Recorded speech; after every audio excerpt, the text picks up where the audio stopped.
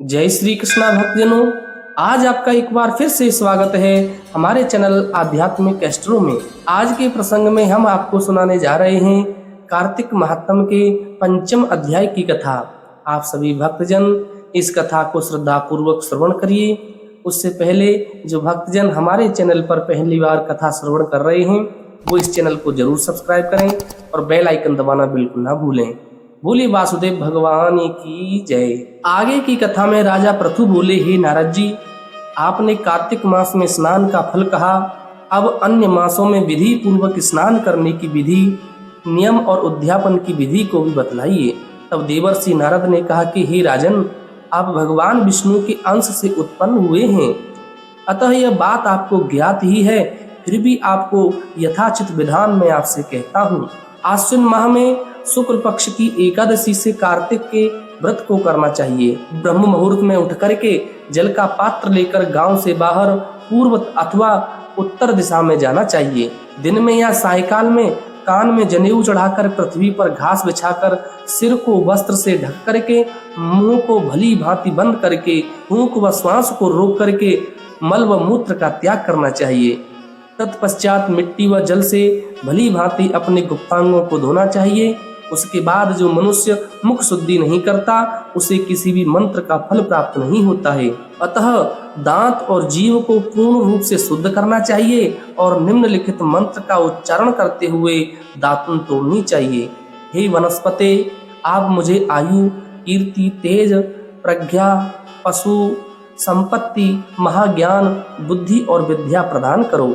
इस प्रकार उच्चारण करके वृक्ष से 12 अंगुल की दातुन लें।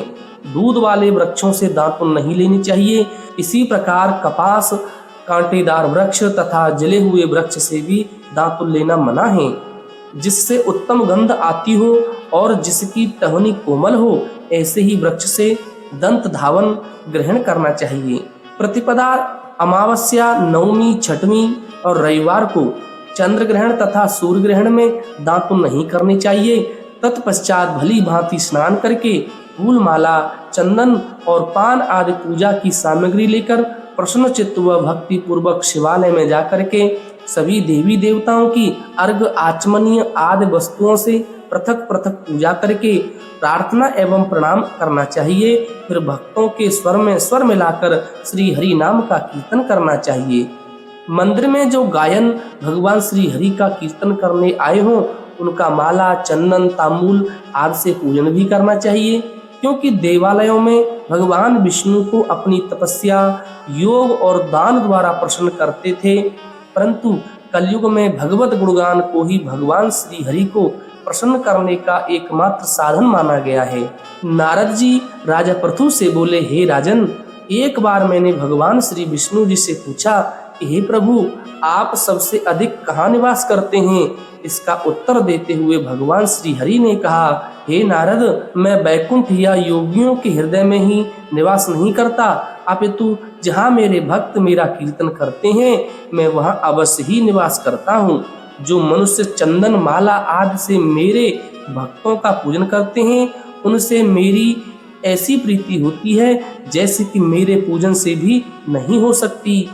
नारद जी ने फिर कहा कि श्रीस, धतूरा, गिरजा, चमेली, केसर, कंधार और कटहल के फूलों व चावलों से भगवान विष्णु की पूजा नहीं करनी चाहिए। गुड़हल, कंद, ग्रीस, जूही, मालती और केवड़ा के फूलों से भगवान शंकर की पूजा नहीं करनी चाहिए। जिन देवताओं की पूजा में जो फूल निर्दिष्ट हैं उन्हीं से उनका पूजन करना चाहिए। पूजन समाप्ति के बाद भगवान से क्षमा प्रार्थना अवश्य करनी चाहिए। यथा, हे सुरेश्वर, हे देव, न मैं मंत्र जानता हूँ न मैं क्रिया, मैं भक्ति से भी हीन हूँ। मैंने जो कुछ भी आपकी पूजा की है उसे आप पूरा करें। ऐसी प्रार्थना करने के पश्चात साष्टांग प्रणाम करके भगवत कीर्तन करना चाहिए। श्री हरि की कथा अवश्य श्रवण करनी चाहिए और प्रसाद ग्रहण करना चाहिए। जो मनुष्य उपरोक्त विधि के अनुसार कार्तिक व्रत का अनुष्ठान करते हैं वह जगत के सभी सुखों को भोग करके अंत में वैकुंठ लोक को भी प्राप्त कर लेते हैं। आज की कथा यहीं पर विश्राम होती है। बोलिए श्री लक्ष्मी नारायण भगवान की जय।